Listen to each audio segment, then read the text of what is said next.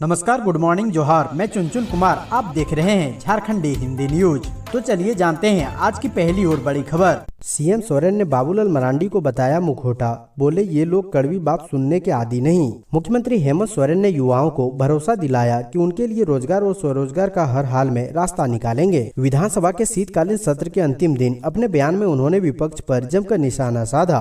उन्होंने कहा कि विपक्ष के पास ना तो नेता है और ना ही मुद्दा, इनसे सहयोग की उम्मीद कैसे करें। विपक्ष राजनीतिक अखाड़ों में मुकाबला नहीं कर पाया तो इसे दूसरे अखाड़े में ले जाने की तैयारी कर रहा है। उन्होंने नेता विहीन सदन बना रखा है, ये भी इनका षड्यंत्र है। एक मुखौटा के रूप में बाबूलाल मरांडी को आगे करके औपचारिकता निभाई जा रही है। आदिवासी नेता बाबूलाल के ट्विटर से संदेश दिया जा रहा है। इनको लगता है कि आदिवासियों को साथ जोड़ लेंगे। इनकी चिकनी चुपड़ी बातों में अब आदिवासी नहीं आएंगे। इनकी चतुराई को अब सभी समझने लगे हैं। मुख्यमंत्री का भाषण शुरू होने के पहले ही भाजपा विधायकों द्वारा सदन का बहिष्कार करने पर हेमंत सोरेन ने चुटकी लेते हुए कहा कि ये कड़वी बात सुनने के आदी नहीं है। 20 सालों तक इन्होंने मखमल की खाट पर वक्त गुजारा है। बीमारी, भूखमरी, गरीबी की मार क्या होती है इन्होंने झेला नहीं। इनके शासन काल में भात भात करके मौत हुई। 20 सालों में मॉब लिंचिंग की घटनाएं हुई।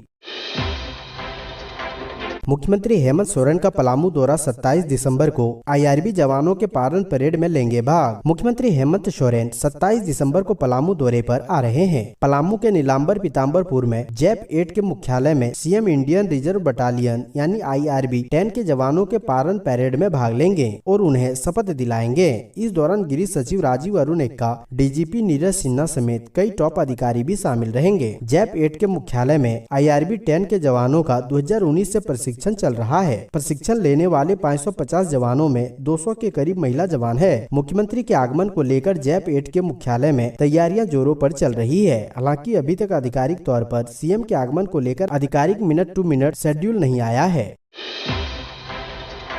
झारखंड के पारा शिक्षक ध्यान दे, इस तारीख तक नहीं कराया प्रमाण पत्र का सत्यापन तो परीक्षा से होंगे वंचित। झारखंड में पारा शिक्षकों के प्रमाण पत्र सत्यापन 31 दिसंबर तक पूरा करने को कहा गया था। मानदेय बढ़ोतरी के लिए होने वाली आकलन परीक्षा में शामिल होने के लिए अंतिम तिथि 21 दिसंबर है। राज्य में 61,000 पारा शिक्षकों में से अब तक लगभग 40,000 शिक्षकों के प्रमाण पत्र का सत्यापन हुआ है। 21,000 शिक्षकों के प्रमाण पत्र का सत्यापन नहीं हो सका है, जबकि आकलन परीक्षा में शामिल होने के लिए आवेदन जमा करने के लिए एक सप्ताह का ही समय बचा हुआ है। राज्य में कुल 61,421 पारा शिक्षकों में से 47,191 पारा शिक्षक को आकलन परीक्षा में शामिल होना है।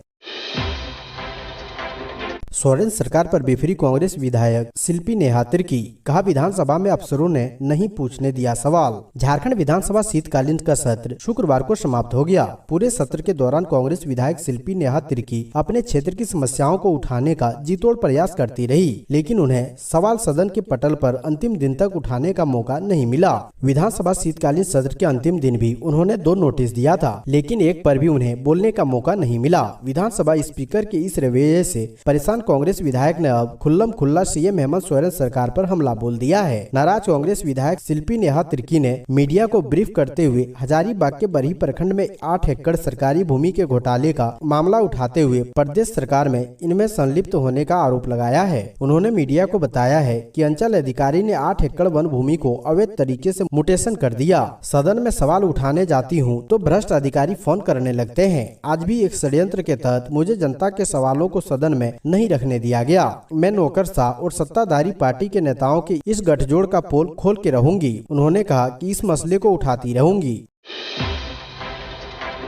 रविंद्रनाथ महतो ने कहा गागर में सागर भरने जैसा रहा शीतकालीन सत्र। झारखंड विधानसभा के शीतकालीन सत्र के 5वें और अंतिम दिन शुक्रवार को स्पीकर रविंद्रनाथ महतो ने कहा यह सत्र समयावधि के हिसाब से एक छोटा सत्र था, लेकिन विधायी कार्यों की उपयोगिता के लिहाज से यह अत्यंत ही महत्वपूर्ण था। यह सत्र सागर में गागर भरने जैसा रहा। स्पीकर शीतकालीन सत्र में समापन भाषण दे रहे थे। उन्होंने कहा कि इस सत्र में विनियोग विधेयक को छोड़कर कुल 9 विधेयक सरकार के द्वारा लाए गए, जिसमें से 8 विधेयकों को सभा के द्वारा पारित कर राज्य की सहमति के लिए भेजा जा रहा है। उन्होंने कहा कि कुल 5 कार्य दिवस में निर्धारित 17 घंटों तक सदन की कार्रवाई चली, जो कि निर्धारित अवधि का 100% से भी अधिक है। उन्होंने कहा कि इस सत्र में सदस्यों की कुल 326 प्रश्न प्राप्त हुए, जिसमें से 230 प्रश्न स्वीकृत किए गए।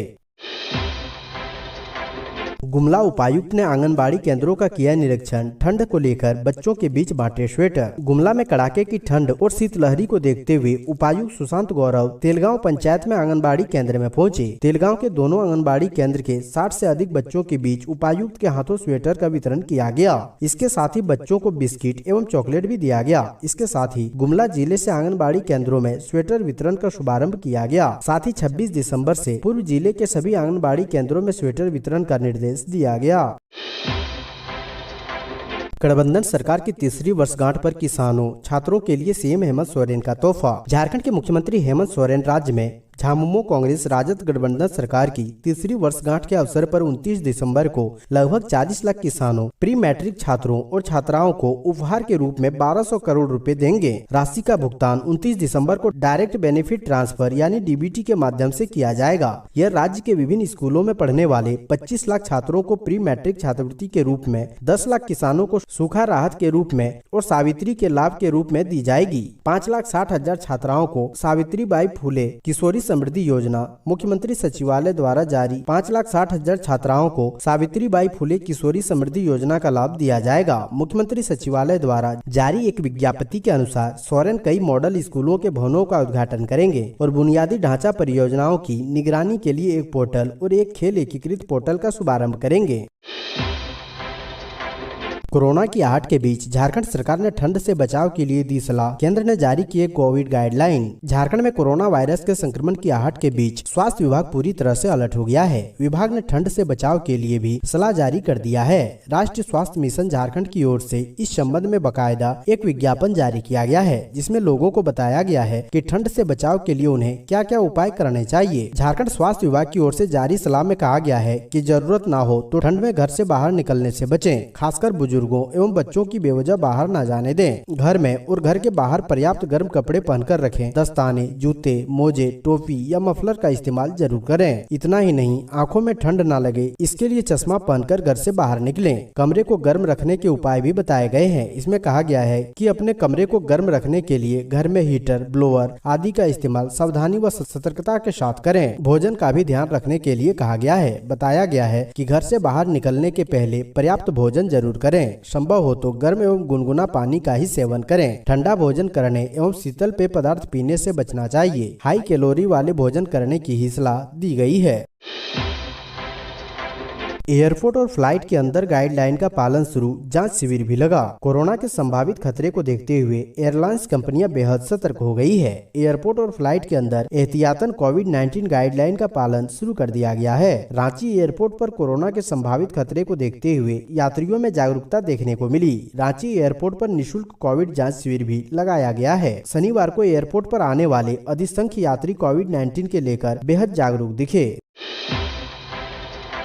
Blind T20 world cup team के सदस्य सुजीत मुंडा ने की राष्ट्रपति से मुलाकात, नेत्रहीन पत्नी ने लगाई ये गुहार। T20 blind cricket world cup के विजेता सुजीत मुंडा शनिवार सुबह रांची के बिरसा मुंडा एयरपोर्ट पहुंचे। एयरपोर्ट पर भव्य स्वागत किया गया है। सुजीत मुंडा के मोहल्ले वालों ने उनका जोरदार स्वागत किया। इस दौरान सुजीत मुंडा ने पत्रकारों से बातचीत में कहा कि सबका सहयोग मिला, इस कारण ही मैं यहाँ तक पहुँच पाया। अगर इसी तरह से सहयोग मिलता रहा तो हम वनडे वर्ल्ड कप भी जीतेंगे। इस दौरान कई नेता भी सुजीत को रिसीव करने एयरपोर्ट पहुंचे थे। इन नेताओं में राज्यसभा सांसद महुआ माझी, खिजरी विधायक राजेश कश्यप, विभाग के पदाधिकारी, वार्ड के सदस्य, हिंदू नेता भैरव सिंह मौजूद थे। बस्ती वालों ने पारंपरिक रीति रिवाज से सुजीत मुंडा का स्वागत किया। महिला लोटा पानी और लाल पाट साड़ी में एयरपोर्ट पहुंची थी।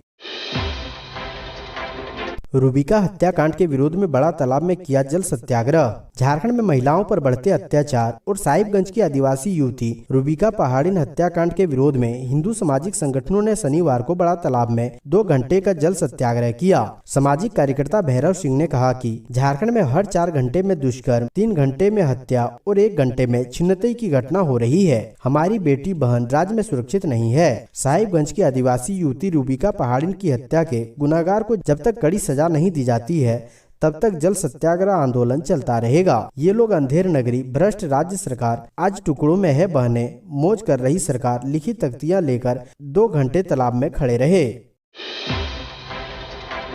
शराब पीकर वाहन चलाने पर लगेगा 10,000 रुपए का जुर्माना। सड़कों पर शराब पीकर गाड़ी चलाने वालों पर यातायात पुलिस की पैनी नजर रहेगी। नए साल के आगमन पर यातायात पुलिस सजग दिख रही है। नव वर्ष के जश्न पर कई लोग शराब पीकर वाहन चलाते हैं। वैसे तत्वों पर नकेल कसने के लिए ट्रैफिक पुलिस ने कमर कस ली है। कई लोग परिवार के साथ पिकनिक स्थल पहुंचते हैं। अक्सर फूहड़ गाने बजाए जाते हैं। इन चीजों पर भी पुलिस की नजर रहेगी। ट्रैफिक डीएसपी राजेश कुमार ने कहा है कि शराब पीकर गाड़ी चलाते हुए पकड़े जाने पर 10,000 रुपए का जुर्माना वसूला जाएगा। बताया कि अभियान लगातार चलाया जा रहा है। धनबाद के विभिन्न चौक चौराहों पर ब्रेथ एनालाइजर मशीन से वाहन चालकों की जांच की जा रही है। उन्होंने कहा कि पिकनिक स्थल पर हुड़दंगियों की खैर नहीं है। पकड़े जाने पर कार्रवाई की जाएगी।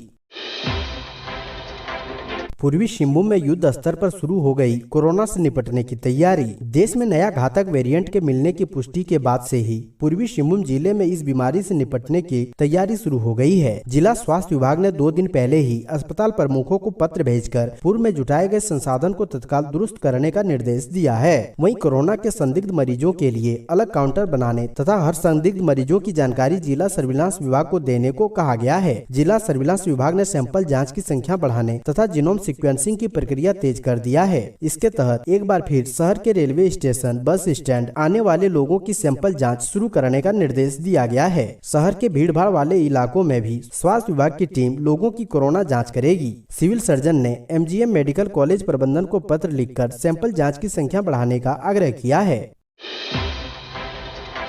बार काउंसिल ने कोर्ट फीस संशोधक विधेयक को नकारा। सीएम से मिलकर विधेयक को वापस लेने की करेंगे मांग। झारखंड बार काउंसिल ने कोर्ट फीस संशोधन विधेयक को अस्वीकार कर दिया है और इस पर फिर से विचार करने की मांग की गई है। बार काउंसिल ने अपनी बैठक में विधेयक पर चर्चा की और इसके लिए एक कमेटी का गठन करने का निर्णय लिया, जो इस मामले पर मुख्यमंत्री और राज्यपाल से मिलकर कोर्ट फीस के संशोधन को वापस लेने की मांग करेंगे। यदि बार काउंसिल की बात नहीं मानी गई तो इसके खिलाफ वे आंदोलन करेंगे। बार काउंसिल ने संशोधित कोर्ट फीस विधेयक को स्वीकार नहीं किया है। बैठक में कहा गया है कि सरकार ने जो संशोधन किया है वो सही नहीं है। संशोधन के नाम पर खाना पूर्ति की गई है और इससे आम लोगों को लाभ नहीं मिलने वाला है। कोर्ट फीस में और कमी की जानी चाहिए। झारखंड जैसे गरीब राज्य के लिए सरकार इतना अधिक फीस निर्धारित नहीं कर सकती।